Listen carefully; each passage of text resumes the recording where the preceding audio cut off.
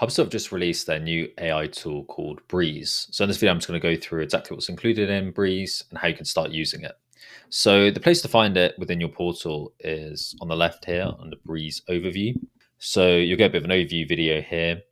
And essentially, there's three different sections at the moment within AI. So you've got your Copilot, which is a bit like having ChatGPT within your portal.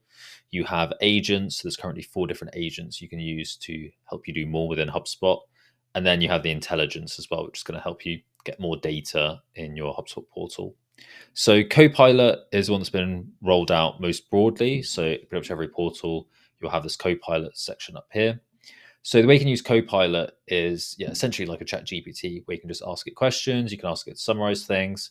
The real power here is that it obviously has access to all your CRM data within HubSpot. So it has a lot more context to make those outputs. So rather than just asking ChatGPT to craft like an outreach message to someone where it doesn't really have the context of them, within HubSpot, if you've got, months or years of conversations with that person, you can obviously look at that and then craft a more personalized outreach message. So what I do is have a go in here and then I just click see more prompts. They've got quite a nice set of all the different types of prompts you can use and all the different ways you can use Copilot. So the first being generate. So you can generate things like articles, pictures, emails, all that good stuff. Summarize is quite cool. So if there's contacts or companies, maybe they've just been passed to you as a new sales rep, you don't really know what's going on with them, you can just ask Copilot to summarize them. It'll pull in all the context that it has and then give you a nice summary of them. Research, so again, you can like research contacts, you can have a look at objects, ticket volume for your customer service people. Reporting, this is quite a nice one because traditionally, creating reports in HubSpot is a bit technical, could be quite difficult for, your average end user to create. But with Copilot, pretty much anyone can go in and just create some nice basic reports they want to see themselves. So you can see some of the prompts, example prompts here. Things like add objects, if you want to add a contact or a company, just do it within Copilot rather than having to go through that step-by-step process within HubSpot. There's how-tos, and then prepare is quite nice. So let's say you're having a meeting with a contact or a company, you can just ask for like a meeting preparation document, and it'll just give you all the context on that contact or company. So yeah, it's a really nice tool. I recommend just checking it out, just in different ways. And again, I would say the benefit of Copilot, or how well Copilot could be used for you, is depending on how much data you have in your CRM. So if you're someone who's been using HubSpot for a long time, you have lots of data in there.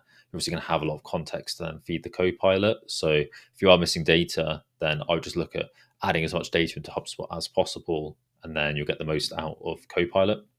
Then next we've got the agents. So there's 4 current agents that have set up. So you've got a social one. So this will essentially help you with your social media strategy. So you can draft social media posts using, let's say you create a blog, you can then use the social agent to create social posts based on that blog, which is a nice time saver. For prospecting, there's a way to like research and execute personalized outreach strategies. So again, using all the context you have in your CRM, you can then feed this agent and it can either send out or draft example emails to send to people. So I think we'll see how good this is. I'm always a little bit hesitant of fully AI generated outreach messages. I think AI can be great to give you a summary or give you some personalized lines you can use, but I generally like the kind of a bit more of a human touch. So I think we'll just kind of see how good this is.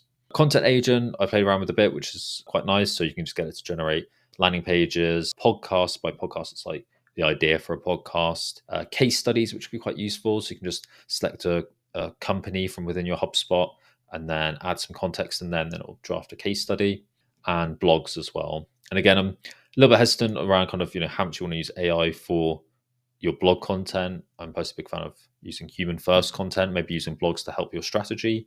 So yeah, I use a little bit of caution there, but I think it's quite nice to really empower your content marketing team to do more. And then finally, customer agent, which is going to play around with a little bit. It's quite cool. So you can essentially create a bot which is based on all the internal knowledge that you have of your product. So you can obviously feed it your website, but you can also feed it your knowledge base and your other documents. And then you can have like a chatbot on your website, which is on 24/7, which has, the kind of AI summary and AI initial responses. So I think that's really empowering for a lot of businesses who, may want to chat on their website, but they're a small team. They don't have someone who can, be online 24/7, 365 to answer all these questions that come in. So yeah, I think that could be really powerful. And then finally, intelligence. So there's three different things within here. So intelligence is all around basically bringing in data into HubSpot. So traditionally, HubSpot had their insights database, and they also recently purchased Clearbit as well.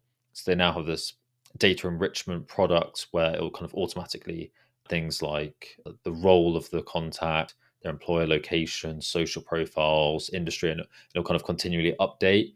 The only downside of this is that it is an additional cost on top, which obviously HubSpot's not the cheapest already. So having like another cost for data enrichment may be a bit frustrating if you're a customer who pays quite a lot already to HubSpot. But given that a lot of people pay a lot for like a Zoom info as well as HubSpot, it's kind of combining the two. So it may actually work out quite efficient in terms of cost if you can get rid of one of those other platforms. So have a play around with that. Then buyer intent is really cool. So what this will do is you can basically set your target addressable market. You can say kind of the intent that you want. So let's say it's like people visiting your website, visiting your pricing page, visiting your contact us page, and it'll essentially look at all your target that HubSpot knows about that it can match within its data. How many of those that are in your CRM, how many of those that are engaged, and then how many of those, which customers. So it just kind of allows you to see that like penetration list of how much of your target market do you actually have within HubSpot. Could you be doing more? For most companies, it's yes.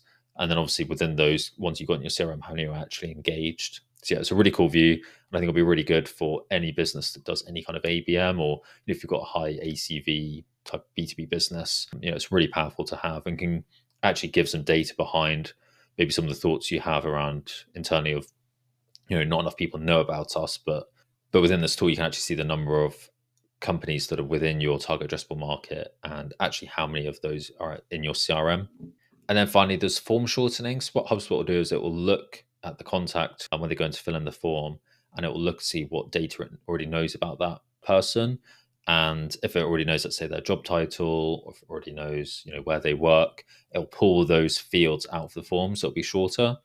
So yeah, I think this one will be interesting to see how much HubSpot actually knows about these people and how often those forms do get reduced down. So quite interested to see the kind of power of this. I think this can be really useful on, let's say, a contact us form or your like book a demo form where you typically have a lot more fields. And then obviously it can like pull out some of those, which may increase conversion rate.